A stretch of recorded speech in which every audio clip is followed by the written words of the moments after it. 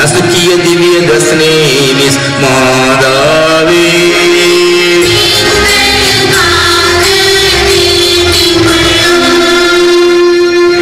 தீயை உமிழ்ந்து தீக்கணுடையே குளிர்ந்த நிலவை பொழியும் சந்திரனை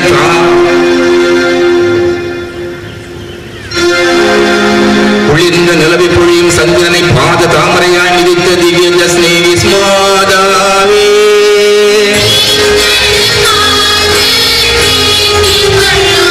அடர்ந்த இருளை நீக்கும் செஞ்சுடராகிய 1000 கதிரோனை ஆடையாக தரித்தெழும்பும் திவ்ய தஸ்னே விஸ்மாதாவே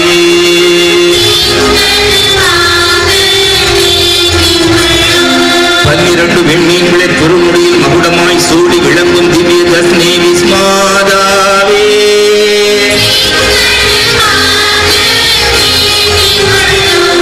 மகாதிக்க தரிசிகளால் முன்னமே அறிவிக்கப்பட்ட மோட்ச அலங்காரியாகிய திவ்ய தஸ்னே விஸ்மாதாவே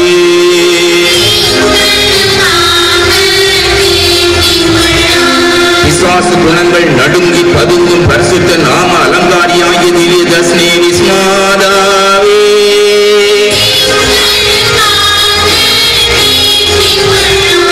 அறுமூன்று மகுடாதிபதிகளின் புலவிளக்காய் விளங்கும் திவ்ய தஸ்னே விஸ்மாதாவே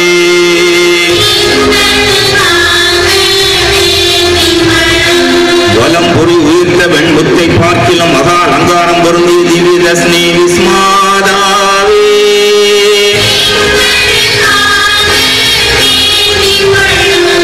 அகிலம் முழுவதும் போற்றும் அரணாய திவ்ய தஸ்னே விஸ்மாதாவே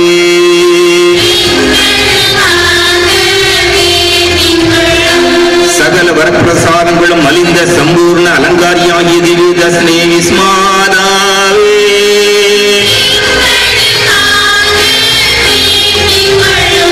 தாவீது அரசரின் திருமுடியில் துறங்கிய ஜீவ ரத்னமாகிய திவ்ய தஸ்னே விஸ்மாதாவே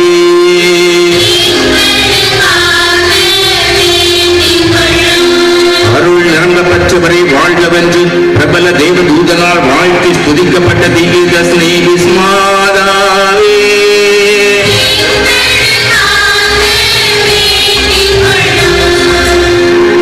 பரலோக பூலோக பாதாள லோகம் என்னும் திரு லோகங்களில் என்றும் அடங்காத தேவாதி தேவனை திரு உதரத்தில் அடங்கி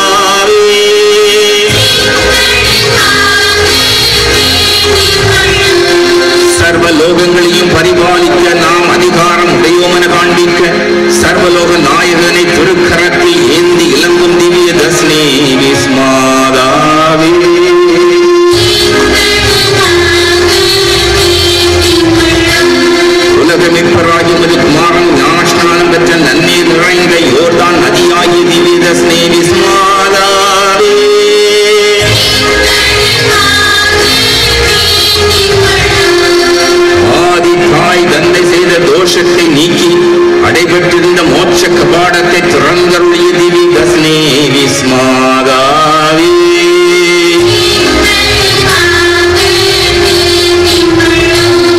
சத்திய வேதத்தை தூஷித்து அலையும் பதிதரின் பொல்லாத நாவிற்கு ஆணியாகி திவ்ய தஸ்னே விஸ்மாதாவே.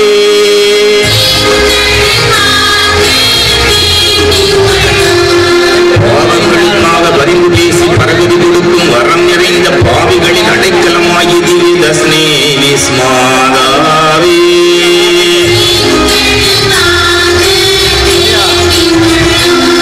கடலிலும் வனத்திலும் வருந்தும் பக்தர்களுக்கு வலிய தரிசனமாகி அவர்கள் ஆபத்தில் அகமகிழ்வோடு உதவி புரியும் அபயமாகி திவ்ய தஸ்னே விஸ்மாதாவே.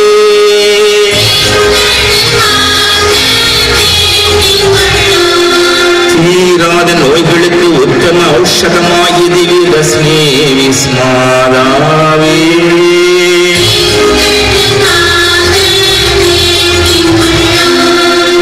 வாடாத திவ்ய மனம் வீசும் புஷ்பமாகிய திவ்ய தஸ்னே விஸ்மாதாவே.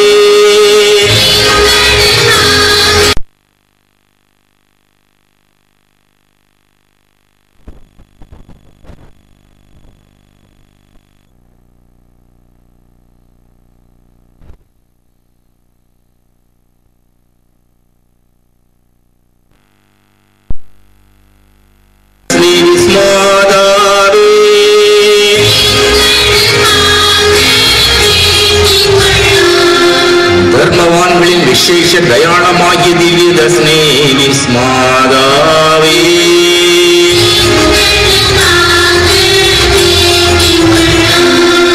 பொறுமையின் குன்றாகிய திவ்ய தஸ்னே விஸ்மாதாவே.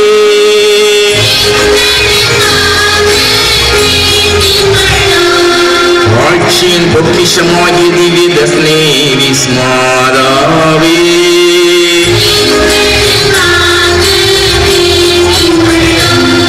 நவவிலாச சமணசுக்களின் மகிமை மிகுந்த அரசியாகிய திவ்ய தஸ்னே விஸ்மாதாவே.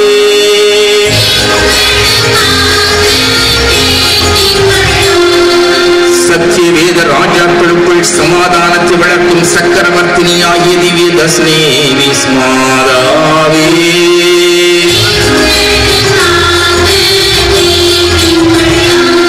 பரலோக சக்கரவர்த்தியின் அமல பத்ராசனமாகிய திவ்ய தஸ்னே விஸ்மாதாவே.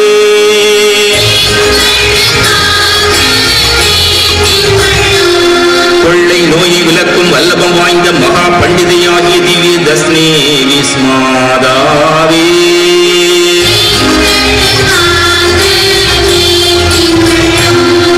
சர்வலோக நாயகன் சொன்ன சத்திய வாக்கியத்தின் சாட்சியாகிய வான மண்டலத்தில் பிரகாசிக்கும் பச்சை வில்லாகிய திவ்ய தஸ்னே விஸ்மாதாவே.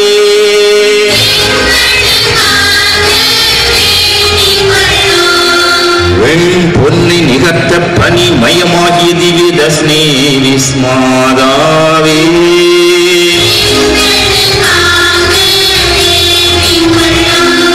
நீலோற்பவத்தை பழிக்கும் இரு நேத்திரங்களால் எங்களை எந்நாளும் கடாட்சித்து காத்தருளும் காருண்ய தாயாகிய திவ்ய தஸ்னே விஸ்மாதாவே.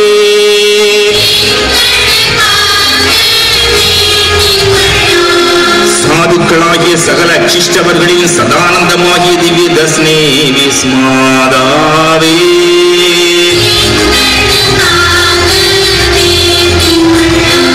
சிலுவை பத்ராசனத்தில் உயிர்விடும் தருணம் உலக ரட்சகராகிய உமது திருக்குமாரனால் எங்களுக்கு கையளிக்கப்பட்ட ஏக அடைக்கல தாயாகிய திவ்ய தஸ்னே விஸ்மாதாவே.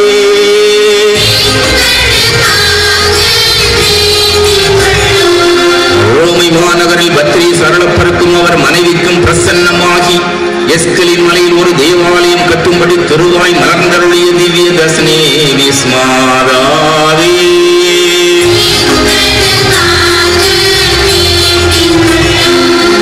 பனி பெய்யக்கூடாத உஷ்ண காலத்தில் உறைபனியை பெய்வித்து ஆலயம் கட்ட இடத்தையும் அளவையும் காண்பித்தருளிய திவ்ய தஸ்னே விஸ்மாதாவே.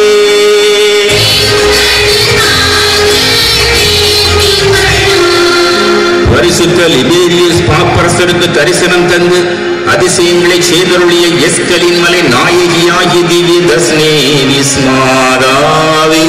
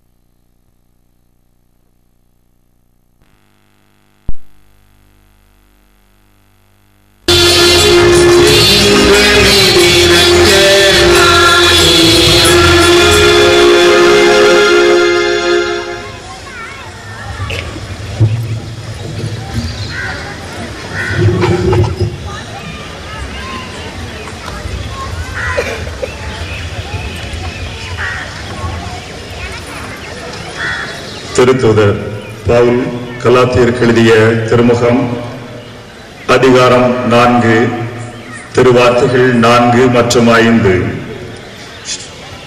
காலம் நிறைவேறிய போது திருச்சட்டத்திற்குட்பட்டிருந்த நம்மை மீட்டு தம் பிள்ளைகளாக்குமாறு கடவுள் தம் மகனை பெண்ணிடம் பிறந்தவராகவும் திருச்சட்டத்திற்கு உட்பட்டவராகவும் அனுப்பினார்.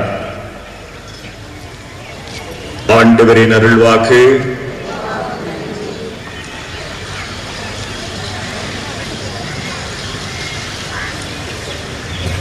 ஆண்டவர் இயேசு கிறிஸ்துவில் மிகவும் பிரியமான மக்களே, அதிசய பனிமே மாதாவினுடைய அன்பு பிள்ளைகளே, இயேசுவின் இனிய நாமத்திலே உங்கள் ஒவ்வொருவருக்கும் என்னுடைய நல்வாழ்த்துக்களை தெரிவித்துக் கொள்கின்றேன். பங்கிலே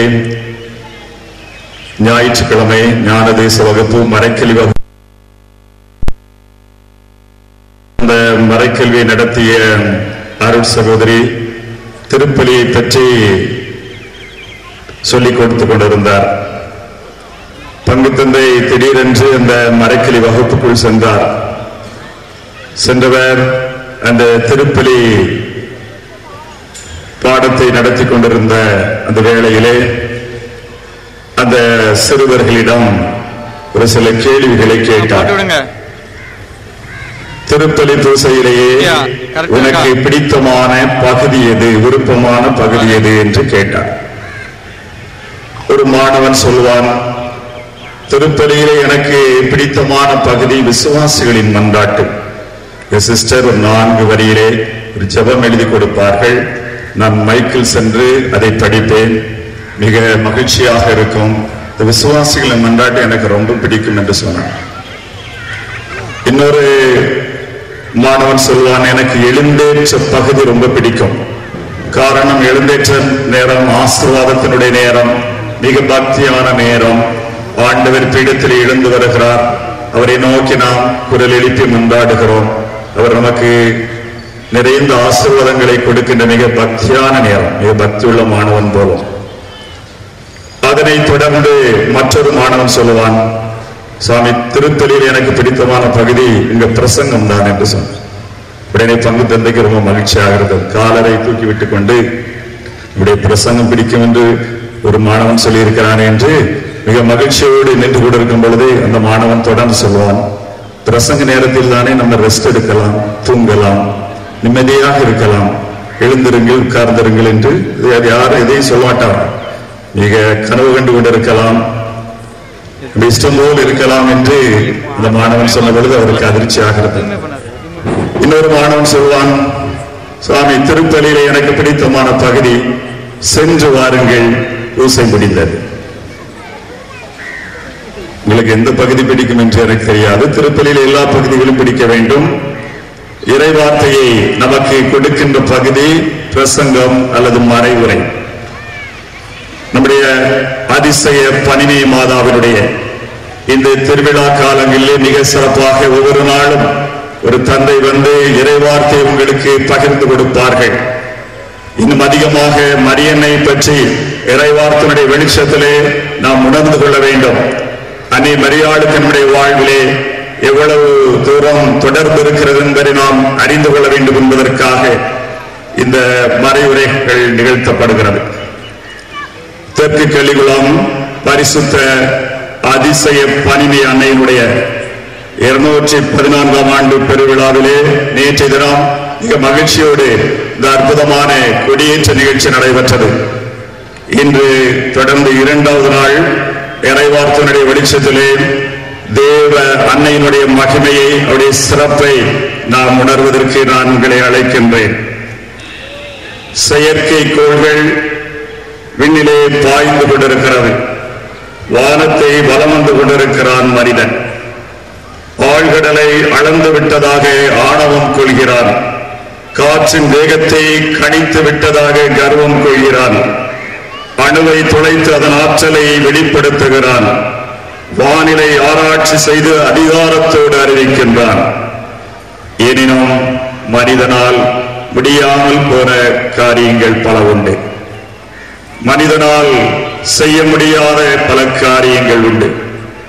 அவற்றிலே ஒன்று, எந்த ஒரு மனிதனும் இந்த உலகத்திலே தாய் என்பை முழுமையாக விவரிக்கவில்லை.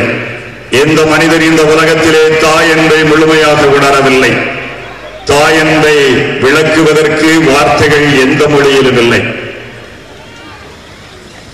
போதிய வார்த்தைகள் இல்லாத வகையிலே நம்முடைய பெற்றெடுத்த தாயை பற்றி நம்மால் நம்முடைய வாழ்விலே அதிகமாக விளக்கி சொல்ல முடியாது. பெற்றெடுத்த பேரன்பை, வற்றாத பாசத்தின் வளர்நிலத்தை, 10 மாதம் சுமந்தவனை, பத்தியங்கள் இருந்து பாதுகாத்தவனை, உச்சி முகந்தவனை, இரத்தத்தை பாலாக்கி 2 கைகளையும் தொட்டிலாக்கி வளர்த்த அம்மாவின் அருமையை நாம் எடுத்துரைக்க முடியவில்லை. மனிதனை ஈன்ற தாயை போற்றுவதற்கு போதிய வார்த்தைகள் இல்லை என்றால், தெய்வ திருமகனுடைய தாயை, தெய்வ திருமகனை பெற்றெடுத்த அன்னை மரியாளை எவ்விதம் நாம் போற்ற முடியும்? புனித அகஸ்தினார் அருமையாக சொல்லுவார், மனிதனுடைய உறுப்புகள் அனைத்தும் நாவானாலும் மரியன்னையை அவரது தகுதிக்கேற்ப நம்மால் புகழ முடியாது என்று மிக அற்புதமாக சொல்லி சென்றிருக்கிறார். 1986ஆம் ஆண்டு ஜூன் மாதம் 22ஆம் நாள் மெக்சிகோ மாநகரிலே உள்ள கால்பந்து விளையாட்டு மைதானத்திலே 1,14,000க்கும் மேற்பட்ட ரசிகர்கள் கால்பந்து போட்டியை பார்ப்பதற்காக அமர்ந்திருக்கிறார்கள். அந்த நாளிலே அந்த ஆண்டு நடந்த உலக கால்பந்து போட்டிக்கான குவார்டர் ஃபைனல் நடைபெற்றுக் கொண்டிருந்தது. அர்ஜென்டினா நாடும் இங்கிலாந்து நாடும் களம் இறங்கின.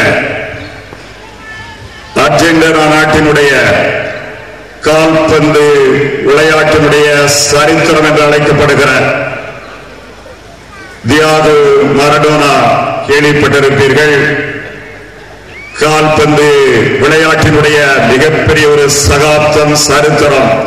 இது உலகத்தால் போற்றப்படுகின்ற இந்த அருமையான வீரர் களம் இறங்கி விளையாடி கொண்டிருக்கிறார். 50 நிமிடங்கள் கடந்து சென்று விட்டன. யாரும் கோல் அடிக்கவில்லை. ரசிகர்கள் எல்லாம் ஆரவாரம் செய்து கொண்டிருக்கிறார்கள். இவ்வளவு அருமையாக விளையாடி கொண்டிருக்கிறார் இந்த மரடோனா, எவ்வளவு அற்புதமாக விளையாடி கொண்டிருக்கிறார், பந்தை கடத்தி சென்று கொண்டிருக்கிறார். ஆனால் ஒரு கோல் கூட போட முடியவில்லை என்ற ஒரு எதிர்பார்ப்போடு அன்றைக்கு ரசிகர்கள் எல்லாம் நின்று கொண்டிருக்கிற வேளையிலே 51வது நிமிடத்திலே மரடோனா ஒரு கோல் அடிக்கின்றார். உடனே ரசிகர்கள் எல்லாம் எழுந்து ஆரவாரம் செய்கின்றார்கள். ஆனால் அந்த பந்திலே அவருடைய கை மெதுவாக பட்டுவிட்டது. அம்பையர் என்ன சொல்ல போகிறார், நடுவர் என்ன தீர்ப்பு சொல்ல போகிறார் என்று ஒரு விதமான எதிர்பார்ப்போடு மக்கள் அம்பையரை பார்த்துக் கொண்டிருக்கிறார்கள். அம்பையர் சொல்வார் அது சரியான கோல் என்று சொல்லிவிட்டார். அதன் பிறகு இன்னும் ஒரு 4 நிமிடங்கள் கழித்து 54வது நிமிடத்திலே மற்றொரு கோல் அவர் போட்டார். அன்றைக்கு இங்கிலாந்தை 2-1 என்ற விகிதத்திலே வெற்றி அடைந்து அந்த ஆண்டிலே அர்ஜென்டினா நாடு உலக கால்பந்தாட்ட போட்டியிலே வெற்றி கோப்பையை பெற்றது. இந்த குறிப்பிட்ட விளையாட்டு முடிந்தவுடன் பத்திரிகை நிருபர்கள் சூழ்ந்து கொண்டு மரடோனாவிடம் ஒரு கேள்வி எழுப்பினார்கள்.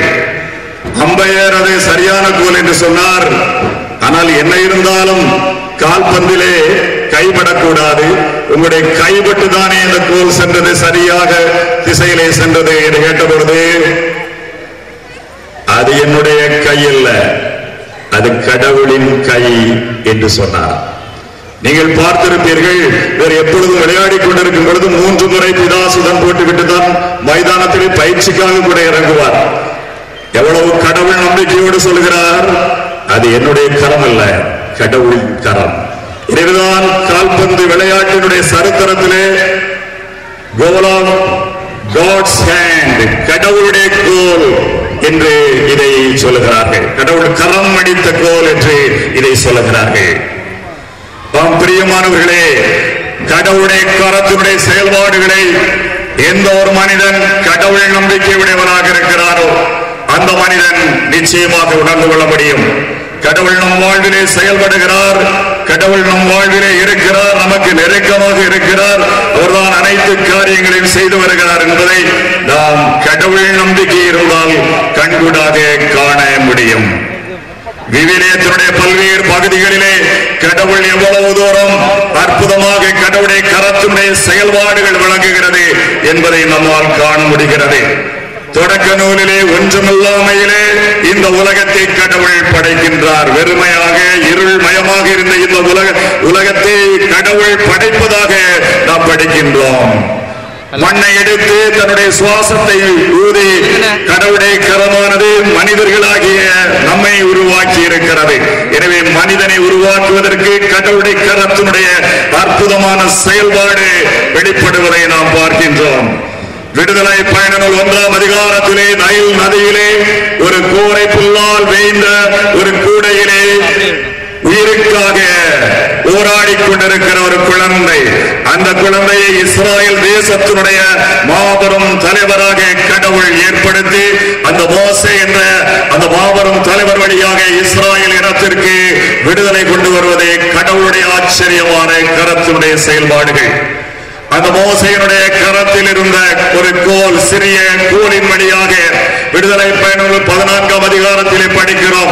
எண்ணற்ற புதுமைகளை பார்வோனுடைய அரண்மனையிலே செய்து இறுதியாக செங்கடலை 2ஆக பிளந்து வாக்களிக்கப்பட்ட நாட்டிற்கு இஸ்ரவேல் ஜனங்களை அழைத்து சென்றது கடவுளுடைய அற்புதமான கரத்தினுடைய செயல்பாடுகள் தான். தொடர்ந்து நாம் படிக்கின்றோம் 1 சாமுவேல் 17ஆம் அதிகாரத்திலே ஒரு சிறுவனுடைய கரங்களிலே ஒரு கவன் கல்லை கொடுத்து இஸ்ராயல் இனத்தை மிரட்டிக் கொண்டிருந்த மிகப்பெரிய வீரனான மாவீரனான அஞ்சா நெஞ்சரான பெலிஸ்தியன் கோலியாத்தை வென்றது கடவுளுடைய கரத்தினுடைய வல்லமை மிகுந்த செயல்பாடாகும். ஒரு சிறுவனுடைய கரங்களிலே 5 அப்பங்களும் 2 மீன்களும் தான் இருக்கிறது. இது அவனுக்கு மட்டும்தான் போதும். ஆனால் அது கடவுளுடைய கரங்களுக்கு சென்ற பொழுது, இயேசுடைய கரங்களுக்கு சென்ற பொழுது 5000 ஆண்களுக்கும் இன்னும் எண்ணிக்கையில் சொல்லப்படாத பெண்களுக்கும் குழந்தைகளுக்கும் பல்கி பெருகி இன்னும் 12 கூடையிலே நிச்சயமாகும் அளவுக்கு அந்த உணவு ஏராளமாக பெருகியதை நாம் கடவுளுடைய கரத்துடைய செயல்பாடாக பார்க்கிறோம்.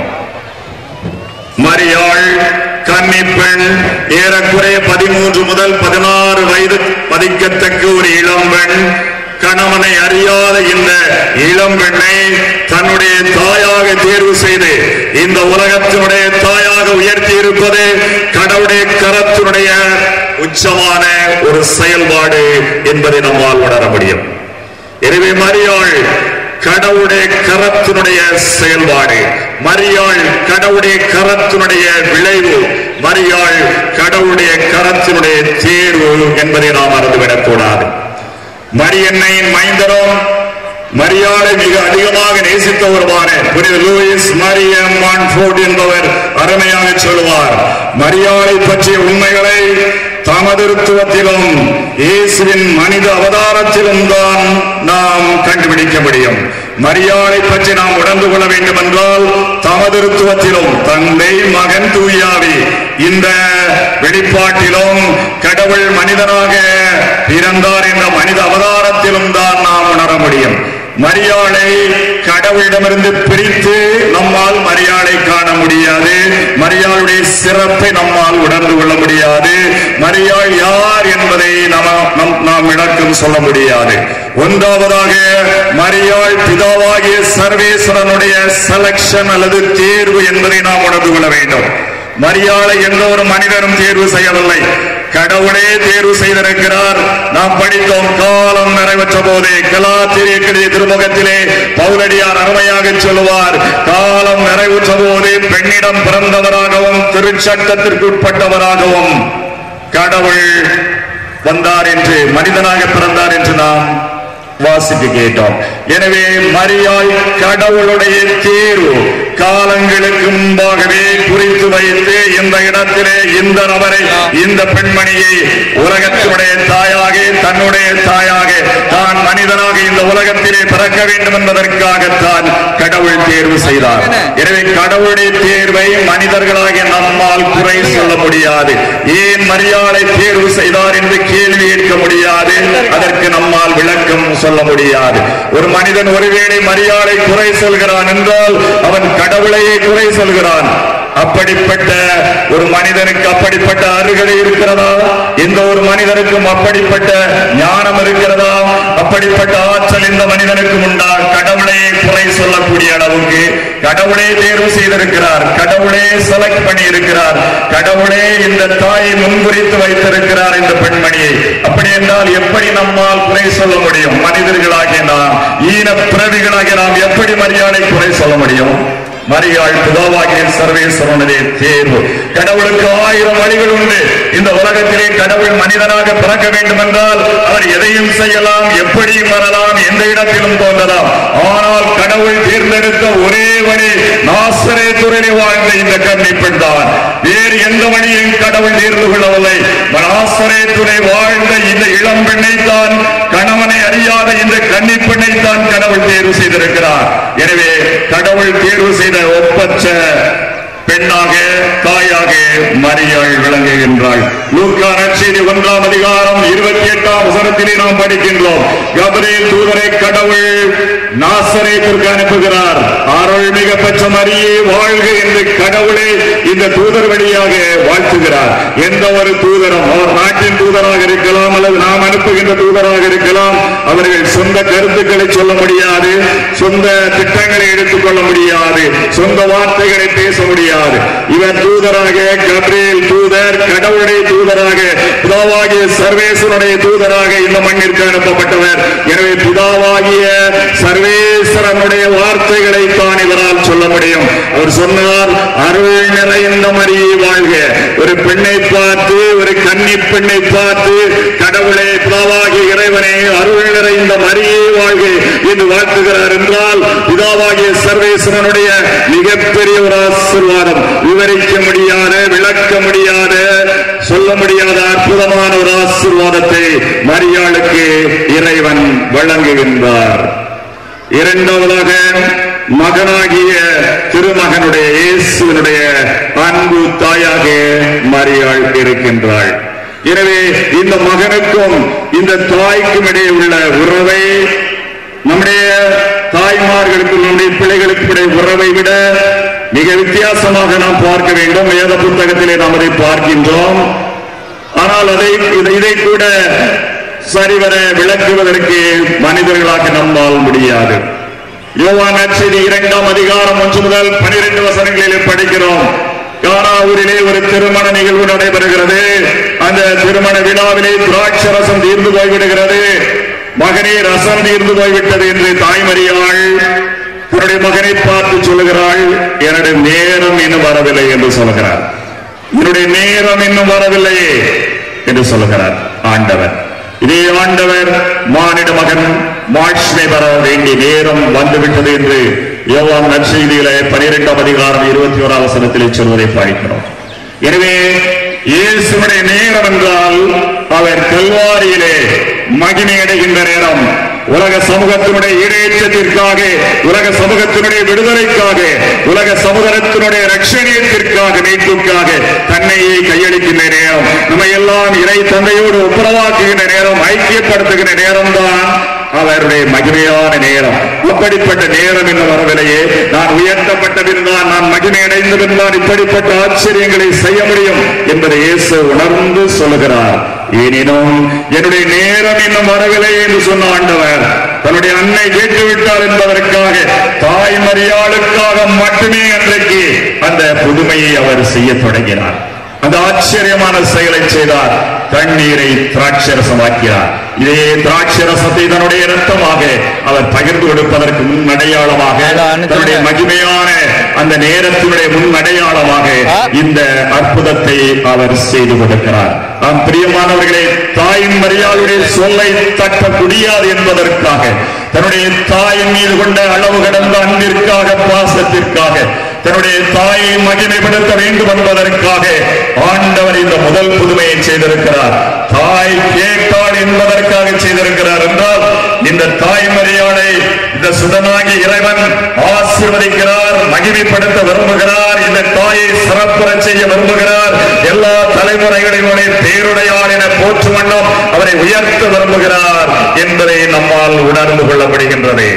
யோவான் நற்செய்தி 19ஆம் அதிகாரம் 27ஆம் வசனத்திலே அவர் தன்னுடைய சிலுவை அடியிலே நின்று கொண்டிருந்த திருத்தூதர் யோவானை பார்க்கிறார், தன்னுடைய தாயை பார்க்கிறார். அம்மா, இதோ உன் மகன். சீடரை பார்த்து இவரே உன் தாய் என்று சொல்லுகிறார். தன்னுடைய தாயை அங்கு நின்று கொண்டிருந்த தன்னுடைய உறவினர்களிடம் கொடுத்திருக்கலாம், ஒப்படைத்திருக்கலாம். தாய் மரியாளுடைய உறவினர்கள், இயேசுடைய உறவினர்கள் சிலுவை அடியிலே நின்று கொண்டிருந்தார்கள். இன்னும் மதலேன் மரியாள், இயேசுவின் மீது பாசம் கொண்ட மதலேன் மரியாள் நின்று கொண்டிருந்தாள். இந்த தாய் மரியை பராமரிக்கையும் பாதுகாக்கவும் அப்படிப்பட்ட பெண்களால் தான் நல்ல முறையிலே சிறப்பாக முடியும் என்பதை இயேசு உணர்ந்திருக்க முடியும். எனினும் அவர் யோவானிடம் எதற்காக தாய் மரியை ஒப்படைத்தார்? இன்னும் சொல்ல போனால் இதிலே ஆராய்ச்சியாளர்கள் இந்த வார்த்தையை இவரே உன் தாய் என்று சொல்லும் பொழுது யோவான் திருத்தூதரிடம் தாயை ஒப்படைக்கவில்லை. இந்த உலக சமுதாயத்தினுடைய பிரதிநிதியாக, திருச்சபையினுடைய பிரதிநிதியாக சிலுவை அடிவாரம் என்று கொண்டிருந்த யோவானை தன்னுடைய தாயினுடைய பாதுகாப்பிலே, அம்மா இவரை பார்த்துக் கொள்ளுங்கள், என்னுடைய பிள்ளைகளை பார்த்துக் கொள்ளுங்கள், திருச்சபையை பார்த்துக் கொள்ளுங்கள், இந்த உலகத்தை பார்த்துக் கொள்ளுங்கள் என்று சொல்லும்படியாகத்தான் ஆண்டவர் அன்றைக்கு இவ்வாறு இந்த வார்த்தைகளை சொன்னார் என்று விவிலிய பேரறிஞர்கள் இதற்கு விளக்கம் சொல்கிறார்கள். ஆம் பிரியமானவர்களே, மரியாதை நாம் பற்றிக் கொள்ள வேண்டும். இந்த தாய் மரியாள் தான் நமக்கு ஒரே பாதுகாப்பு, நம்முடைய பரிந்துரை, நம்முடைய பராமரிப்பு, நமக்கு எல்லாமே இந்த தாய் மரியாளிடம் இருந்துதான் என்பதை சிலுவை அடிவாரத்திலே ஆண்டவர் மிக தெளிவாக சொல்லுகிறார். எனவே தாய் மரியாளை இவ்வளவு தூரம் சுதனாகி இறைவன் மேன்மைப்படுத்தி இருக்கிறார். தன்னுடைய தாய் மட்டுமல்ல, இந்த உலகத்தினுடைய தாயாக கல்வாரி பலிபீடத்திலே அவரை உயர்த்தி இருக்கிறார். மிகப்பெரிய ஒரு ஆசீர்வாதத்தை தாய் மரியாளுக்கு அந்த சிலுவை பீடத்திலே ஆண்டவர் வழங்கி இருப்பதை நாம் இந்த நிகழ்விலே படிக்கிறோம். மூன்றாவதாக, தூயாவியாகிய இறைவனும் மரியாளோடு மிகப்பெரிய ஒரு நெருக்கத்தை கொண்டிருப்பதை நாம் பார்க்கின்றோம். தூயாவி மீது வரும் லூக்கா நற்செய்தியிலே கபிரியேல் வானதூதர் பேசிக் கொண்டிருக்கும் பொழுது இது எங்கனம் நிகழும் என்று மரியாள் கேட்ட பொழுது, பரிசுத்த ஆவி மீது வருவார், உன்னத கடவுளின் வல்லமை உண்மையில் நிழலிடும், ஆதலால் பிறக்க போகும் குழந்தை கடவுளை திருக்குமாறு எனப்படும். எனவே தூயாவினுடைய நிழலிடுதலால், தூயாவினுடைய நிரப்புதலால் விளைவாகத்தான் இந்த கன்னிப்பெண் கன்னித்தாயாக மாறினாள் என்பதை நம்மால் உணர்ந்து கொள்ள முடிகிறது. எனவே பரிசுத்தாவினுடைய மிகப்பெரிய ஒரு ஆசீர்வாதம், மரியன்னையை அவர் நிரப்பினார், மரியன்னையை அவர் தொட்டார், மரியன்னையை தாயாக உயர்த்தினார், மரியன்னையை மகிமைப்படுத்தினார். இதை தூயாவியால் நிரப்பப்பட்டவளாக மரியாள் இதனை விளங்குவதை நாம் படிக்கிறோம். தொடர்ந்து திருத்தூதர் பணி 1ஆம் அதிகாரம் 14ஆம் வசனத்திலே அன்றைக்கு எருசலேமிலே அந்த மேல்மாட்டு அறையிலே சீடர்கள் எல்லாம் இயேசுவின் உறவினர்கள் சீடர்கள் ஒரு 120 பேர் ஒன்றாக கூடி தாய் மரியாதை தலைமையிலே ஜெபித்துக் கொண்டிருந்தார்கள். அந்த நேரத்தில் தான் தாய் மரியாளோடு அவர்கள் ஜெபித்துக் கொண்டிருந்த நேரத்தில் பெந்தகோஸ்தே என்ற திருவிழாவின் பொழுது தூய ஆவியானவர் இறங்கி வருகிறார். எனவே தாய் மரியாளுக்கு 2வது முறையாக தூய ஆவியானவருடைய அபிஷேகம் வெளிப்படையாக கிடைப்பதை பெந்தகோஸ்தே என்ற திருவிழாவின் பொழுது நாம் படிக்கிறோம். எனவே திருச்சபை தாய் மரியாள் தலைமை தாங்கி இறைவனை நோக்கி மன்றாடி கொண்டிருக்கின்ற வேளையில் தான் தூய ஆவியானவர் இறங்கி வருகிறார் என்பதை நாம் பார்க்கின்றோம். எனவே மரியாளோடு இணைந்து ஜெபிக்கும் பொழுதுதான் பரிசுத்த ஆவியானவரை நாம் பெற முடியும். மரியாள் இல்லை என்றால், மரியாள் நம்மோடு சேர்ந்து ஜெபிக்கவில்லை என்றால் பரிசுத்த ஆவியானுடைய ஆற்றலை நம்மால் பெற முடியாது. மரியாளை புறந்தள்ளிவிட்டு எந்த மனிதனும் பரிசுத்த ஆவியானுடைய அபிஷேகத்தை பெற முடியாது. மரியாள் நம்மோடு இருந்தால்தான் கடவுளால் தேர்வு செய்யப்பட்டு பிதாவாகிய சர்வேஸ்வரனால் இப்படிப்பட்ட ஒரு நிலைமைக்கு மகிமையான நிலைமைக்கு உயர்த்தப்பட்டு சுதனாகிய இறைவனால் நேசிக்கப்பட்டு பரிசுத்த ஆவியால் நிரப்பப்பட்ட இந்த தாய் மரியாள் நம்மோடு இருந்தால்தான் பரிசுத்த ஆவியானுடைய அபிஷேகத்தை நம்மால் பெற முடியும். நாம் உண்மையான இயேசுவின் சீடர்களாக வாழ முடியும். நாம் கிறிஸ்தவர்களாக இந்த மண்ணிலே வாழ முடியும். இறை வார்த்தையை கடைபிடிக்கிறவர்களாக நாம் மாற முடியும். கடவுளுடைய பிள்ளைகளாக இந்த உலகத்திலே வாழ முடியும். இறைவன் மரியாதை அகற்றிவிட்டு எந்த ஒரு மனிதனும் இறைவனுடைய அன்பை பெற முடியாது. மரியாதை அகற்றிவிட்டு எந்த ஒரு மனிதனும் பரிசுத்த ஆவியானுடைய அபிஷேகத்தை பெற முடியாது. மரியாள் இருக்க வேண்டும். அப்பொழுதுதான் தூயாவினுடைய வல்லமை நமக்கும் திருச்சபைக்கும் கிடைக்கும். எனவேதான் தாய் திருச்சபை மரியாளை தன்னுடைய தாயாகவும் நம் அனைவருக்கும் பரிந்துரை செய்பவர்களாகவும் நமக்கு நம்பிக்கை ஊட்டுபவர்களாகவும் நம்முடைய தலைவியாகவும் வழிகாட்டியாகவும் நம்முடைய முன்மாதிரியாகவும் தாய் திருச்சபையானது தன்னுடைய பிள்ளைகளுக்கு மரியாதை முன்வைக்கிறது. எனவே இந்த விழாவிலே நாம் அனைவரும் மரியாளுக்கும் இந்த தாய் மரியாளுக்கும் நமக்கும் இடையே உள்ள தொடர்பை அர்த்தமுள்ள ஒரு தொடர்பாக இருக்கிறதா, இது ஒரு ஆழமான தொடர்பாக இருக்கிறதா, நேரிழந்த வாரியாக திருவிழா காலத்திலே 10 நாட்கள் மட்டும் உள்ள தொடர்பாக இருக்கிறதா, நம்முடைய வாழ்வோடு சுவாசத்தோடு பின்னி பிணைந்ததாக இருக்கிறதா என்று இன்றைக்கு நீங்களும் நானும் சிந்தித்து பார்க்க வேண்டும். கடவுள் மனிதனாக பிறந்தார். எனவே கடவுளே உருவமற்ற கடவுள் உருவம் எடுத்திருக்கிறார்.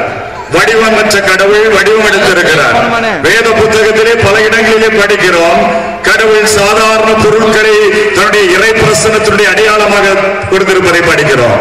தொடக்க நூல் 28ஆம் அதிகாரம் 10 முதல் வாசிக்கின்ற நிகழ்விலே யாக்கோப்பு என்பவர் பெயர் சபாவில் இருந்து காரானை நோக்கி புறப்பட்டு செல்கிறார். பயண பாதையிலே மாலை வேளையாகி இரவு நெருங்கி வந்துவிட்டது. உடனே வனாந்தரத்திலே ஒரு குத்துக்கல்லை எடுத்து அவர் அதை தலையணையாக வைத்து உறங்கி விடுகிறார். நடுநிசி வேளையிலே ஒரு ஏணியான இறக்கப்படுகிறது. கடவுளுடைய தூதர்கள் அதில் ஏறுவதும் இறங்குவதுமாக இருக்கிறார்கள். அதிகாலையில் எழுந்த யாக்கோப்பு இது கடவுளுடைய இல்லம், இது வானகத்தினுடைய வாயில் என்று உணரும்படியாக அதற்கு பெத்தல் என்று பெயரிட்டு அந்த கல்லை எடுத்து அதிலே நாட்டுகிறார். அந்த கல் இறைவனுடைய பிரசன்னத்தினுடைய அடையாளமாக இன்றைக்கு யாக்கோப்பு அந்த நிகழ்ச்சியிலே வெளிப்படுத்துவதை நாம் படிக்கிறோம். இதை ஒரு சாதாரண கல் இறைவனுடைய பிரசன்னத்தினுடைய அடையாளமாக அங்கே நட்டப்படுவதை படிக்கின்றோம். அரசராகமம் 1ஆம் புத்தகம் 5ஆம் அதிகாரத்திலே சிரியா நாட்டு தளபதி நாமான் என்பவன் தொழுநோய், உடலெல்லாம் தொழுநோய், அவன் இஸ்ராயல் நாட்டிற்கு வருகிறான். யோர்தான் ஆற்றங்கரையிலே 7 முறை குடிக்கிறான். விடுதலை பெறுகிறான். அவன் கண்டுபிடிக்கிறான், இந்த தேசத்திலே இருக்கின்ற கடவுள்தான் உண்மையான இறைவன் என்பதை அவன் கண்டுபிடிக்கிறான். எனவே இந்த மண் புனிதமான மண், இந்த மண்ணை நான் என்னுடைய நாட்டிற்கு எடுத்துச் செல்லலாமா என்று கேட்டு அந்த மண்ணை ஒரு சாக்கு பையிலே கோணிப்பையிலே எடுத்துக்கொண்டு அவன் பயணமாக்கிறான். அந்த இஸ்ராயல் நாட்டினுடைய மண், அந்த புனித பூமியினுடைய மண் கடவுளுடைய ஆற்றல் மிகுந்த, குணமளிக்கின்ற, வல்லமை மிகுந்த பிரசன்னத்தினுடைய அடையாளமாக இருப்பதை அன்றைக்கு அந்த சிரியா நாட்டு தளபதி நாமான் உணர்ந்து கொண்டதை இந்த நிகழ்ச்சி நமக்கு சுட்டிக்காட்டுகிறார். எண்ணிக்கை நூல் 21ஆம் அதிகாரத்திலே வனாந்தரத்திலே இஸ்ராயல் மக்கள் செய்த பாவத்தின் பரிகாரமாக பலர் மாண்டு போகிறார்கள். பலர் சாபம் தர தருவாயிலே இருக்கிறார்கள். இந்த நேரத்திலே வெண்கலத்தினால் ஒரு பாம்பை உருவத்தை செய்து அதை ஒரு கம்பத்திலே மோசே ஏற்றுகிறார். அதை பார்த்தவர்கள் கடி உண்டவர்கள் எல்லாம் குணமடைகிறார்கள். வெண்கலத்தினால் செய்யப்பட்ட பாம்பின் உருவம் கடவுளுடைய குணமாக்குகின்ற ஆற்றலை அன்றைக்கு அந்த இஸ்ராயல் மக்களுக்கு வெளிப்படுத்துவதை நாம் பார்க்கின்றோம். வனாந்தரத்திலே இஸ்ராயல் மக்களோடு பயணிக்கின்ற இறைவன் ஒரு உடன்படிக்கை பேழையை செய்ய சொல்கிறார். அந்த உடன்படிக்கை பேழையிலே தன்னுடைய இருக்கையை வைத்து இந்த பேழை வழியாக நான் உங்களோடு இருந்து இந்த வனாந்தரத்திலே இந்த பயணப்பாதையில் உங்களை வழிநடத்துவேன் என்று ஆண்டவர் சொல்வதாக விடுதலை பயணம் 25ஆம் அதிகாரத்திலே நாம் படிக்கிறோம். பிரியமானவர்களே, சாதாரண மண்ணும் கல்லும் பொருட்களும் கடவுளுடைய பிரசன்னத்தினுடைய அடையாளமாக, உருவமற்ற கடவுளுடைய பிரசன்னத்தினுடைய அடையாளமாக, வடிவமற்ற கடவுளுடைய பிரசன்னத்தினுடைய அடையாளமாக பழைய ஏற்பாட்டு காலத்திலே பயன்படுத்தப்பட்டிருக்கிறது. புதிய ஏற்பாட்டிலே அந்த கடவுளை மனிதனாக, நம்மை போல மனிதனாக நாம் தொடுவதற்காக, நாம் பார்ப்பதற்காக, நாம் உணர்வதற்காக, புரிந்து கொள்வதற்காக, கேட்பதற்காக, அன்பு செய்வதற்காக அவரை மனிதனாக, நம்மை போல மனிதனாக தோன்றி இருக்கிறார். கடவுள் நம்மை மீட்பதற்காக மனிதனாக தோன்றி இருக்கிறார். எனவேதான் இன்றைக்கு கடவுள் மனிதனாக தோன்றிய அந்த அடிப்படையில் தான் நாம் சுரூபங்களை, படங்களை வைத்துக் கொண்டு அதை பார்க்கும் பொழுது இறைவனுடைய மேலான காரியங்களை, ஆச்சரியமான காரியங்களை, மீட்பு செயல்பாடுகளை சிந்தனை செய்து கொண்டிருக்கிறோம். அவையெல்லாம் கடவுள் அல்ல, இவெல்லாம் அடையாளங்கள் தான். நாம் பயன்படுத்துகின்ற சுரூபங்கள், படங்கள் கடவுள் அல்ல, அவை அனைத்தும் அடையாளங்கள். கடவுளுடைய தன்மையை நமக்கு வெளிப்படுத்தும் அடையாளங்கள். சாலையிலே சென்று கொண்டிருக்கிறோம், நடிகருடைய படங்களை பார்க்கிறோம், நமக்கு விதவிதமான சிந்தனைகள் வருகிறது. தொலைக்காட்சியை பார்க்கிறோம், அதனுடைய காட்சிகள் நம்முடைய உள்ளத்தையும் கருத்தையும் கவர்ந்து விடுகிறது. எனவே இது போன்ற புனிதமான அடையாளங்களை, சுரூபங்களை, படங்களை அதிகமாக நாம் பயன்படுத்த வேண்டும். வீடுதோறும் பயன்படுத்த வேண்டும், சாலைகளிலே பயன்படுத்த வேண்டும், செல்லுகின்ற இடங்களில் எல்லாம் பயன்படுத்த வேண்டும். அதன் மூலமாக இந்த புனிதமான படங்களை, சுருவங்களை பார்க்கும் பொழுது நம்முடைய அசுத்தமான இந்த மனது மேலெழும்பி வர வேண்டும். கடவுளை பற்றி இன்னும் அதிகமாக நாம் சிந்திக்க வேண்டும். கனவுலகிலே வாழ்ந்து கொண்டிருக்கின்ற ஆபாசமான, அசுத்தமான கனவுலகிலே நம்மை இட்டுச் செல்லுகின்ற ஊடகங்களுக்கு மாற்றாக, தீய கவர்ச்சிகளுக்கு மாற்றாக இந்த புனிதமான படங்களை, சுரூபங்களை அதிகமாக உற்று நோக்க வேண்டும், அதிகமாக நாம் தொட வேண்டும், அதிகமாக நாம் பார்க்க வேண்டும். அதன் மூலமாக இறை உணர்வை, இறை பக்தியை, இறை நம்பிக்கையை நம்முடைய உள்ளத்திலே வளர்க்க வேண்டும். எனவே அன்னை மரியாதை நாம் உற்று நோக்கும் போதெல்லாம், இந்த அதிசய பனிமையை மாதாவை உற்று நோக்கும் போதெல்லாம், இந்த தாய் மரியாதை எவ்வளவு அழகாக இருக்கிறாள், அவள் மாசற்றவள், அவள் பாவம் செய்யாதவள், எனவேதான் இப்படி அழகிய வதனம் கொண்டவளாக இருக்கிறாள் என்ற சிந்தனை நமக்கு மேலெழுந்து வரும். இந்த தாய் மரியாதை கரத்தை பார்க்கும் பொழுது இந்த தாய் மரியாதை நம்மை ஆசீர்வதித்துக் கொண்டிருக்கிறாள். இந்த தாய் மரியாதை கரத்தில் உள்ள குழந்தை இயேசுவை பார்க்கும் பொழுது குழந்தை இயேசுடன் நமக்காக அவர் பரிந்து பேசிக் கொண்டிருக்கிறார். இந்த தாய்மொழியாடு உருவத்தை பார்க்கும் பொழுது இறைவனுடைய கரத்துடைய செயல்பாடுகள் நம்மோடு இருக்கிறது. இந்த தாய்மொழியால் வழியாக நம்மை இறைவன் அன்பு செய்கிறார், வழி நடத்துகிறார், நேசிக்கிறார் என்பதை நம்மால் உணர்ந்து கொள்ள முடியும். எனவே இன்னும் அதிகமாக தாய்மரியாளுடைய தனிப்பட்ட முறையிலே நம்முடைய உறவை, பாசத்தை நாம் வளர்த்துக் கொள்ள வேண்டும். திருவிழா காலத்தில் மட்டுமல்ல, நம்முடைய வீடுகளிலே தாய்மரியாளுடைய சுரூபத்தை, படத்தை வைத்து அந்த தாயை நோக்கி தினமும் நாம் ஜெபிக்க வேண்டும். குறிப்பாக ஜெபமாலை செய்ய வேண்டும். பிரியமானவர்களே, மனித வாழ்க்கையில நிறைய வருத்தங்கள் உண்டு, நமக்கு நிறைய சங்கடங்கள் உண்டு, நமக்கு நிறைய கவலைகள் உண்டு, நம்முடைய வாழ்க்கையிலே நிறைய பிரச்சனைகள் உண்டு. சில நேரங்களிலே குழப்பத்திலே நாம் வாழ்ந்து கொண்டிருப்போம். அந்த நேரத்தில் எல்லாம் ஜெபமாலையை கரத்திலேந்தி அருள் நிறைந்த மரிய வாழ் என்று, ஒரு அருள் நிறைந்த மரிய வாழ் என்று சொல்லிப்பார்கள். அந்த தாய்மரியாளுடைய ஆசிரியர் நமக்கு கிடைக்கும். குழப்பத்தில் இருந்த அந்த தாய்மரியாள் நம்மை விடுவிப்பாள். அல்லது ஒரு 3 முறை சொல்லிப்பார்கள், ஒரு 9 முறை சொல்லிப்பார்கள். வாழ்க்கையினுடைய முக்கியமான முடிவுகளை எடுக்கின்ற நேரத்திலே, வாழ்க்கையிலே முக்கியமான தீர்மானங்களை நிறைவேற்றுகின்ற வேளையிலே, மிக வருத்தத்தோடும் வேதனையோடும் குழப்பத்தோடும் நாம் இருக்கின்ற நேரங்களிலே, பல்வேறு பிரச்சனைகளோடும் சங்கடங்களோடும் தத்தளிக்கின்ற நேரத்திலே, அவநம்பிக்கையிலே தடுமாறுகின்ற நேரத்திலே, வியாதி வருத்தங்களிலே அகப்பட்டுக் கொண்டு வேதனைப்படுகின்ற நேரத்திலே, ஜெபமாலை கையில் ஏந்தி மிக பக்தியோடு என் தாயே, என் அம்மாவே, என் பாசத்திற்குரிய அன்னையே என்று இந்த தாய்மரியாதை நோக்கி அருள் அருள் நிறைந்த மரியே வாழ்க. இந்த வார்த்தைகள் பிதாவாகிய சர்வேசனுடைய வார்த்தைகள் என்பதை மறந்து விடாதீர்கள். கபிரியேல் வானதூதர் உச்சரித்த அற்புதமான மந்திரங்கள், அற்புதமான வார்த்தைகள். அருள் நிறைந்த மரியே வாழ்க என்று மீண்டும் மீண்டுமாக சொல்லிப்பார்கள். இந்த தாய் மரியாள் உங்களோடு இருந்து அந்த பிரச்சனை வேளையிலே அதற்கு தீர்வை சொல்லித் தருவதை, அதற்கு மாற்று சொல்லித் தருவதை, உங்களுக்கு தெளிவை ஏற்படுத்துவதை, மிகப்பெரிய ஒரு ஆசீர்வாதத்தை உங்களுக்கு வழங்குவதை நீங்கள் கண்டிப்பாக அனுபவிப்பீர்கள். எனவே தாய் மரியாளோடு மிக நெருக்கமான ஒரு உறவை, ஒரு தனிப்பட்ட பாசத்தை நாம் ஏற்படுத்திக் கொள்ள வேண்டும். அதன் மூலமாக மிக அற்புதமான காரியங்களை இறைவன் நமக்கு செய்து தருவார். உன்னை அதிசயங்களை காணப்படுவேன் என்று சொன்ன ஆண்டவர் இந்த தென்கலிகை மாநகரிலே பல அற்புதங்களையும் அதிசயங்களையும் இந்த அதிசய பனிமை அன்னை வழியாக செய்த இறைவன் தொடர்ந்து இந்த புனித பூமியிலே இன்னும் மிகப்பெரிய ஒரு ஆச்சரியங்களை செய்ய வல்லவராக இருக்கிறார். அவர் காத்திருக்கிறார். எனவே நாம் அனைவரும் மிக மிக நம்பிக்கையோடு விசுவாசத்தோடும் தாய்மரியோடு நம்முடைய உறவை இன்னும் ஆழப்படுத்திக் கொள்வோம், அதை அர்த்தமுள்ளதாக்குவோம். இந்த மரியாள் வழியாகத்தான் நாம் இறைவனிடம் வர முடியும் என்ற உண்மையை உணர்ந்தவர்களாக தாய் மரியாளுடைய தலைமையிலே ஒன்று கூடி ஜெபிக்கும் பொழுது ஆவியினுடைய அபிஷேகம் நமக்கு கிடைக்கும் என்ற உண்மையை உணர்ந்து தாய் மரியாளுடைய உயர்வையும் பெருமையும் உணர்ந்து அவள் நமக்காக அன்போடு பாசத்தோடு நமக்காக பரிந்து பேசுகிறாள் என்பதை உணர்ந்த மக்களாக அவரோடு இன்னும் அதிகமான ஆழமான உறவையும் நெருக்கத்தையும் தனிப்பட்ட முறையிலே வளர்த்துக் கொள்வோம்.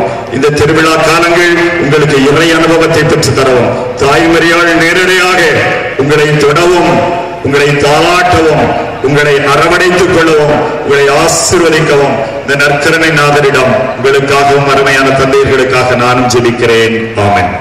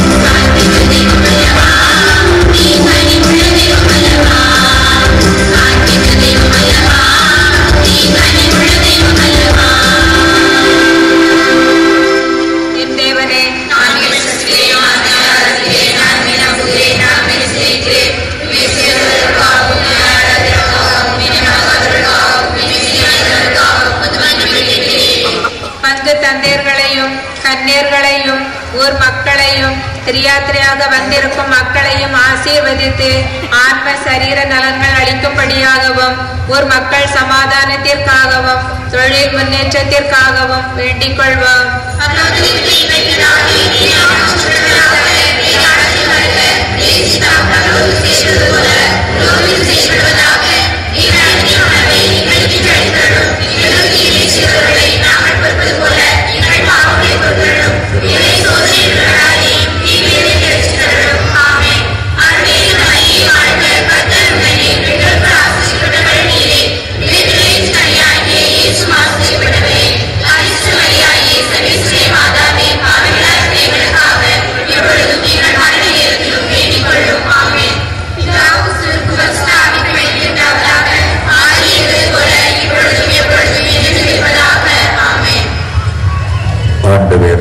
நமக்காக இந்த பீடத்திற்கு எழுந்து வந்திருக்கிறார்.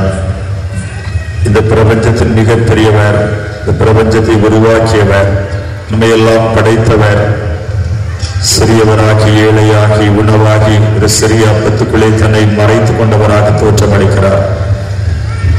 ஆண்டவரே, நம்முடைய இதயத்திலே இதோ வைத்திருப்போம்.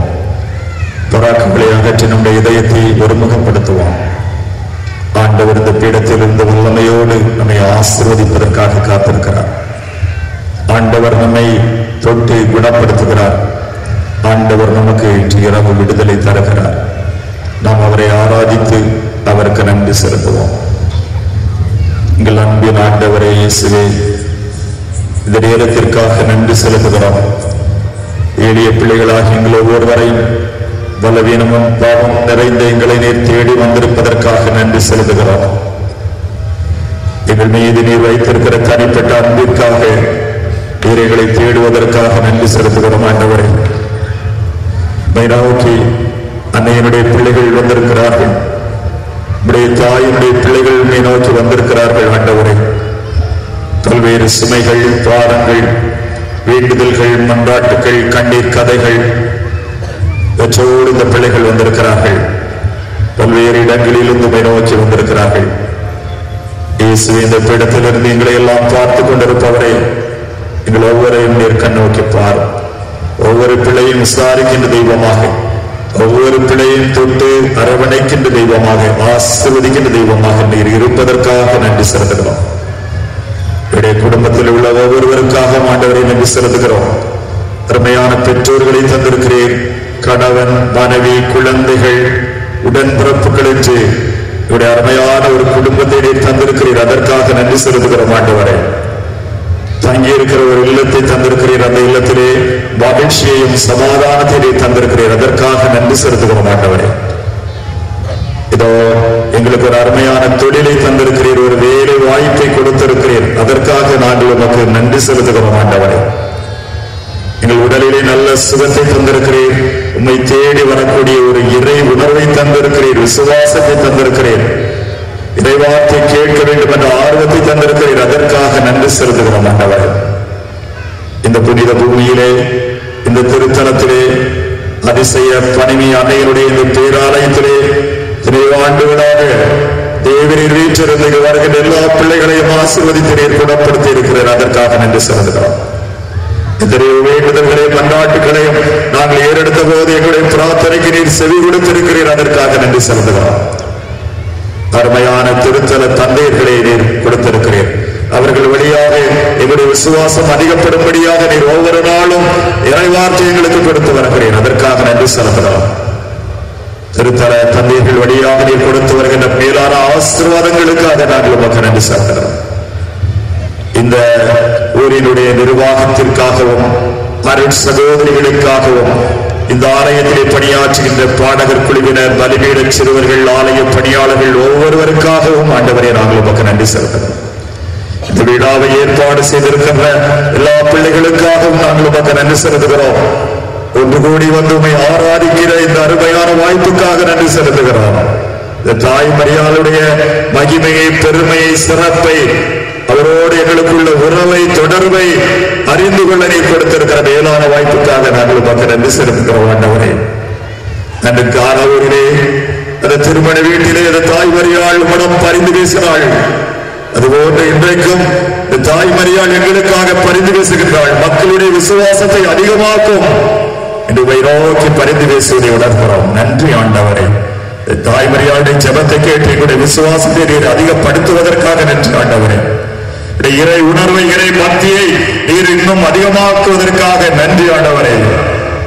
இந்த வீடத்திலிருந்து நீர் தேவரீர் எங்கள் ஒவ்வொருவரை விசாரித்து எங்கள் ஒவ்வொருவரை இந்த நேரத்திலே தொடுவதற்காக, எங்கள் சரீரத்திலே சக்தியை தருவதற்காக, எங்களை குணப்படுத்துவதற்காக நன்றி ஆண்டவரே. எங்களுடைய உள்ளத்தில் உள்ள சுமைகள், பாரங்கள், வருத்தங்கள், கவலைகள் இவற்றையெல்லாம் இறக்கி வைப்பதற்காக நன்றி ஆண்டவரே. கடன் சுமைகள், பொருளாதார நெருக்கடிகள், வட்டி சுமைகள், நல்ல வேலை இல்லை, நல்ல தொழில் இல்லை, விவசாயம் பாழ்பட்டு போனது, இன்னும் பல்வேறு நெருக்கடிகளோடும் சங்கடங்களோடும் குடும்ப வாழ்க்கையிலே நிம்மதி இல்லாமல் வாழ்ந்து கொண்டிருக்கிற எங்களுக்கு தேவ ஆசீர்வாதங்களை இந்த நாளிலே இப்படி இருப்பதற்காக நன்றி ஆண்டவரே. வறண்டு போன தமிழகம் செழித்து வர வேண்டும் ஆண்டவரே. வாரத்தினுடைய பலகடிகளை திறந்து நீர் நல்ல மழையை பொழிய வேண்டும் ஆண்டவரே. இதன் மூலமாக வறண்ட இந்த தமிழகம் வளமான நாடாக மாற வேண்டும். எங்களுடைய பாவங்களை மன்னியும். எங்கள் முன்னோர்கள் வழியாக எங்கள் மீது உள்ள சாபங்களை, கட்டுக்களை, தடைகளை எல்லாம் நீர் அகற்றிவிட்டு எங்களுக்கு மேலான ஆசீர்வாதங்களை மேற்கொள்ளும் ஆண்டவரே. இந்த நகரிலே வாழ்கிற எல்லா பிள்ளைகளையும் இன்னும் அதிகமாக விசுவாசத்திலே, இறை அன்பிலே வளரச் செய்கிறார். இவர்கள் மத்தியிலே நல்ல சமாதானத்தை, அன்புறவை ஏற்படுத்தி இவர்களை நீர் அரவணைத்துக் கொள்ளும். இந்த திருத்தலத்தை தேடி வருகின்ற பிள்ளைகள் இப்படி ஆச்சரியமான செயல்களை கண்டு, இப்படி அதிசயங்களை கண்டு இன்னும் அதிகமாக உம்மை தேடவும், இன்னும் அதிகமாக உம்மிலே விசுவாசத்திலே உறுதிப்படவும் செய்தவர்களும் ஆண்டவரே. இந்த விழா நாட்கள் இறை அனுபவத்தின் நாட்களாக, இறை வார்த்தை இன்னும் அதிகமாக உணர்கின்ற, கேட்கின்ற நாட்களாக, இறை ஆசீர்வாதத்தை பெற்றுக் கொள்கின்ற நாட்களாக அமையட்டும் ஆண்டவரே. இன்றைய சூழலிலே எங்களுடைய தேவையை நீர் அறிந்து வைத்திருக்கிறீர் ஆண்டவரே. எங்கள் குடும்பத்திலே எத்தனையோ கஷ்டங்கள் இருப்பதை நீர் அறிவீர் ஆண்டவரே. மருத்துவர்களால் எத்தனையோ பிள்ளைகள் கைவிடப்பட்டு மருத்துவமனைகளிலும், எங்கள் மத்தியிலும், எங்கள் இல்லங்களிலும் நோய் நொடிகளோடு இருப்பதை நீர் அறிவீர் ஆண்டவரே. பல்வேறு உடல் வேதனைகளோடு, வியாதி மருத்துவங்களோடு இருப்பதை நீர் அறிவீர் ஆண்டவரே. தெய்வீக மருத்துவரே, வல்லமையான தொடுதலால் குணப்படுத்தும். ஆசீர்வதியும் இந்த பிள்ளைகளை.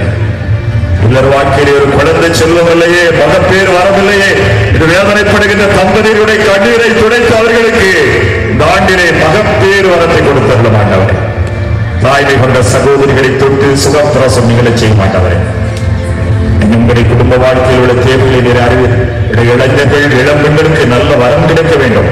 திருமணம் விரைவிலே நடைபெற வேண்டும். நல்ல எதிர்காலம் அவர்களுக்கு அமைய வேண்டும். படிக்கின்ற குழந்தைகள் எல்லாம் சிறப்பான முறையிலே படித்து உயர் கல்வியை அடைய வேண்டும். சிறிய குழந்தைகள் உடலிலும் உள்ளத்திலும் வளர்ச்சி அடைய வேண்டும். அன்பை, ஆசீர்வாதத்தை அவர்கள் பெற்று மகிழ வேண்டும். பாதத்திலே பணிந்து கிடக்கிறோம் ஆண்டவரே. ஆசீர்வாதத்திற்காக காத்து கிடக்கிறோம் ஆண்டவரே. இந்த திருத்தலத்தினுடைய தந்தையர்களையும் அருள் சகோதரிகளையும் வழிநடத்துகின்ற எல்லா பிள்ளைகளையும் ஆசீர்வதியும். இயேசுவே இரக்கமாயிரும். நம்பியிருக்கிற பிள்ளைகள் எங்கள் ஒவ்வொருவரும் இரக்கமாயிரும். இன்றைய சூழலிலே நம் மைதானத்திலே நோக்கி ஜெபித்துக் கொண்டிருக்கிற பிள்ளைகள், உள்ளத்தில் உள்ள தேவைகள், கவலைகள், வருத்தங்களை நீர் ஒருவரை அறிந்து ஆண்டவரே. ஏக்கங்கள் உமக்கு மட்டுமே தெரிய மாட்டவரே. கண்ணீர் கதைகளை நீர் மட்டுமே புரிந்து வைத்திருக்கிறீர் ஆண்டவரே. இந்த பிள்ளைகளுக்கு இந்த சூழலிலே எது முக்கியமாக தேவையோ அதை நீர் கொடுமாண்டவர். பாதத்திலே பணிந்து கிடக்கிறோம், உண்மையே நம்பி இருக்கிறோம் ஆண்டவரே. எங்களை ஆசீர்வதியும். ஆமென்.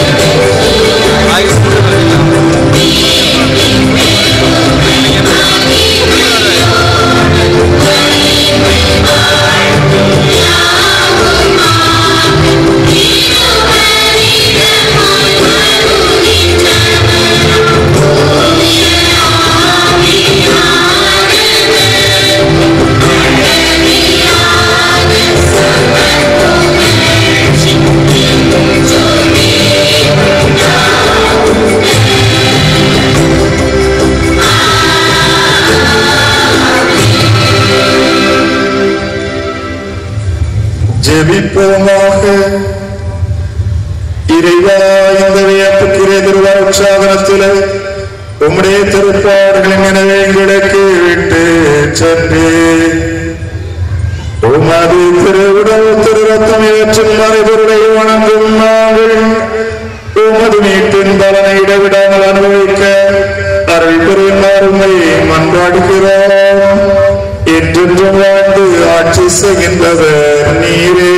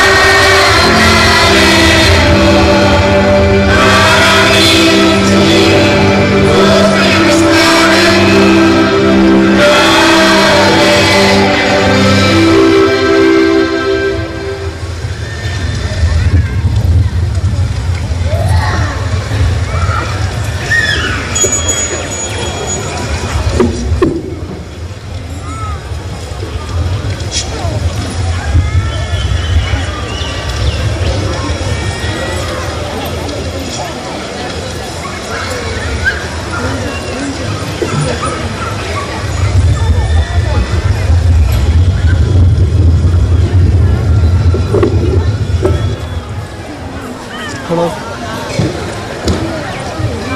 Okay okay.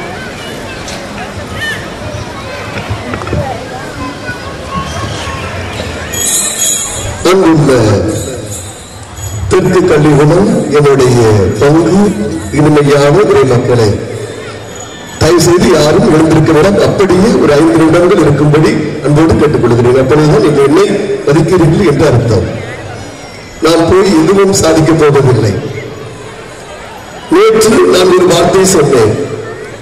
அனைத்து இறை மக்களும் யாரும் வீட்டிலே இருக்கக்கூடாது, நம்முடைய அன்னையை நோக்கி வர வேண்டும் என்று ஒரு வார்த்தை சொன்னேன். என்னுடைய பங்கு இறை மக்கள் அனைவரும் இந்த நாளிலே அந்த வார்த்தையை உண்மையாக்கி இருக்கிறீர்கள். இங்கே அனைவரும் வருகை தந்து இந்த மறைவுரையிலும் ஜெபமாலையிலும் நற்கருணை ஆசிரியரிலும் பங்கு பெற்று இன்றைய நாளிலே சிறப்பித்துக் கொண்டிருப்பதை நினைத்து நான் பெருமைப்படுகின்றேன், மகிழ்ச்சி அடைகின்றேன். உங்களிடமிருந்து நான் ஆன்மீக வாழ்வை பெற்றுக் கொண்டிருக்கிறேன்.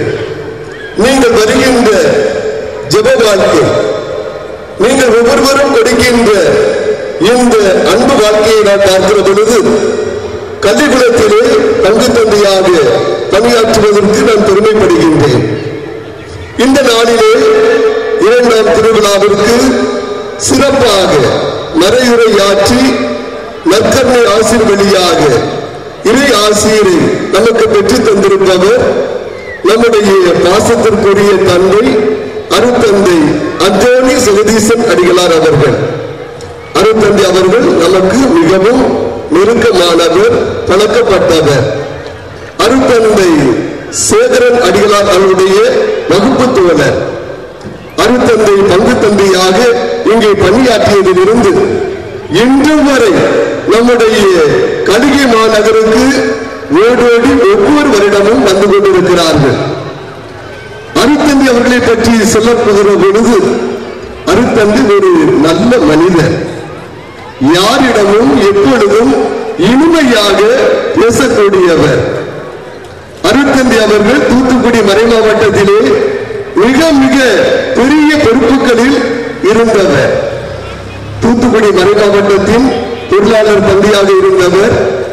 மணப்பாடு மறைவட்ட குருவாக சிறப்பாக செயல்பட்டவர்.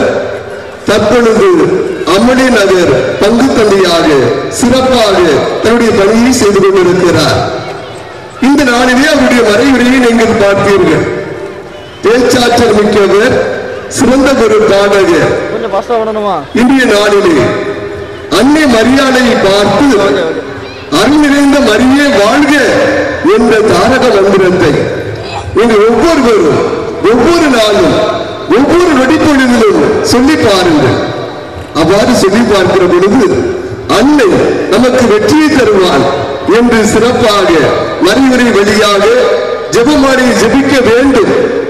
அன்னையின் மீது நம்பிக்கை கொண்டு வாழ வேண்டும். அன்னையினுடைய சிறுபங்களை படத்தை ஆங்காங்கே வைத்து சிறப்பு செய்ய வேண்டும் என்ற ஒரு அழைப்பை இந்த நாளிலே சிறப்பாக நமக்கு கொடுத்திருக்கிறார்கள். எனவே அருட்தந்தை அந்தோணி ஜெகதீசன் அடிகளார் அவர்களுக்கு நம்முடைய ஊர் நிர்வாகத்தினர் சார்பாகவும் இறை மக்கள் அனைவரின் சார்பாகவும் கரவொலி எழுப்பி நம்முடைய வாழ்த்துக்களையும் பாராட்டுக்களையும் நன்றியையும் தெரிவிக்கும் விதமாக நம்முடைய தர்மகர்த்தா அவர்கள் பொன்னாடை போர்த்தி இப்பொழுது அவரை மகிழ்ச்சிப்படுத்துவார். அன்பார்ந்த இறைமக்களை, தெற்கு கழகம் அதிசய பனிமந்தா தாயின் 2ஆம் பிறவி விழா நற்கருணை ஆசிர் வழங்குவதற்காக தந்தை ஜெகதீஷ் அவர்கள் வந்திருக்கிறார்கள். ஒரு காலகட்டத்தில்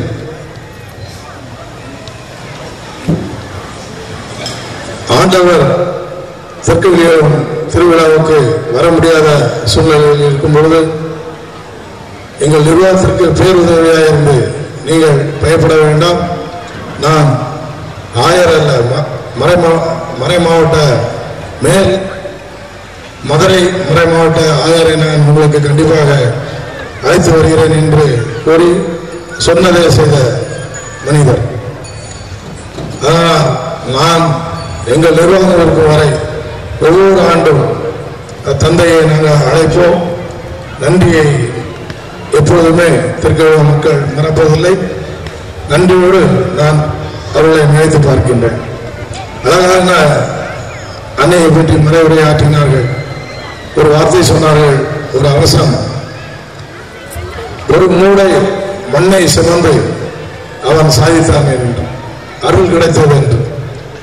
அதே போல நானும் என் மனைவியும் இஸ்ரேல் அன்னை பிறந்த இடத்திலிருந்து நமது ஆலயத்திற்கு மண்ணும் கல்லும் நினைவு பொருளாக நம் ஆலயத்தில் வைத்திருக்கின்றோம்.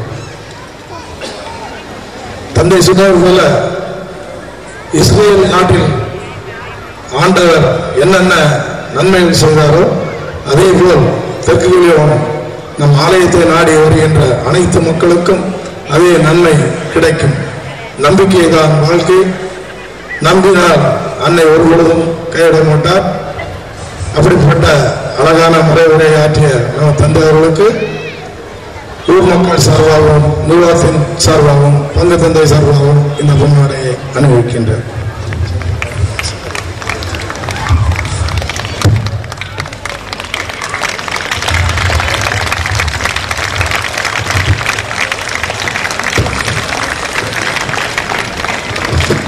அங்குள்ள சகோதர சகோதரிகளை, இன்றைய இரண்டாம் திருவிழாவை சிறப்பு செய்தவர்கள் நம்முடைய துணை பங்கு இறைமக்கள், சந்திரபாண்டியபுரம் இறைமக்கள், மூளைக்காடு இறைமக்கள், மண்டலம்பாடு இறைமக்கள், அருணாண்டபுரம் இறைமக்கள். இந்த நாளிலே இங்கே திரியாத்திரை பணியிலே கலந்து கொண்டு திரியாத்திரை திருப்பலியிலே சிறப்பாக தயார் செய்து சிந்திக்க ஜெபிக்க நம்ம ஒவ்வொருவருக்கும் அழைப்பு விடுத்திருக்கிறார்கள். இந்த நாளிலே இரவு 9 மணிக்கு அனைத்து துணை பங்குகளுடைய கலை நிகழ்ச்சிகள் சிறப்பாக நடைபெற இருக்கிறது. எனவே அதிலும் நீங்கள் கலந்து கொண்டு சிறப்பு செய்யும்படி அன்போடு கேட்டுக் கொள்கிறேன். எனவே சந்திரபாண்டியபுரம் இறை மக்களுக்கும், மூளைக்காடு இறை மக்களுக்கும், வண்டலம்பாடு இறை மக்களுக்கும், அருணாண்டபுரம் இறை மக்களுக்கும் கரவொலி எழுப்பி நம்முடைய வாழ்த்துக்களையும் பாராட்டுகளையும் நன்றியும் தெரிவித்துக் கொள்வோம். அன்பு இறை மக்களை, ஒவ்வொரு நாளும் முதல் திருப்பலி முடிந்தவுடனே நாம் முதல் திருப்பலியில் பங்கு பெற்ற இறை மக்களும் திரியாத்திரையாக வருகிற இறை மக்களும் உடனடியாக நம்முடைய ஆலயம் முன்னாடி வந்து இங்கே திரியாத்திரை பவனியை துவங்கி ஜெபமாலையை முடித்துவிட்டு செல்லும்படி அன்போடு கேட்டுக் கொள்கிறேன். எனவே நாளை அதிகாலை 5 மணிக்கு திருப்பலி முடிந்தவுடன் 5:45 எல்லாம் அனைத்து இறை மக்களும் நம்முடைய ஆலயத்திற்கு முன்பாக கூடி திரியாத்திரை இந்த பவனியிலே கலந்து சிறப்பு செய்யும்படியும் அன்போடு கேட்டுக் கொள்கின்றேன். நாளை நம்முடைய 3ஆம் திருவிழாவை சிறப்பு செய்பவர்கள் ஆண்கள், பெண்கள், நடுநிலைப்பள்ளி, மேல்நிலைப்பள்ளி ஆசிரியர்கள், ஆசிரியைகள், மாணவர்கள், மாணவிகள் தருவில் இருக்கும்படி அன்போடு கேட்டுக் கொள்கின்றேன்.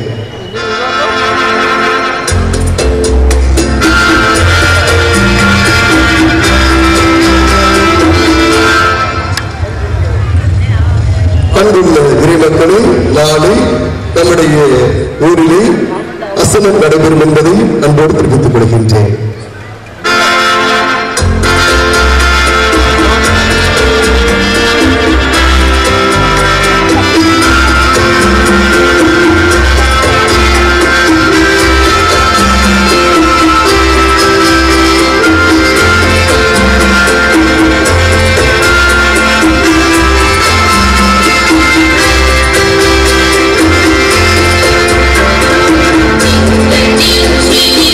Thank you.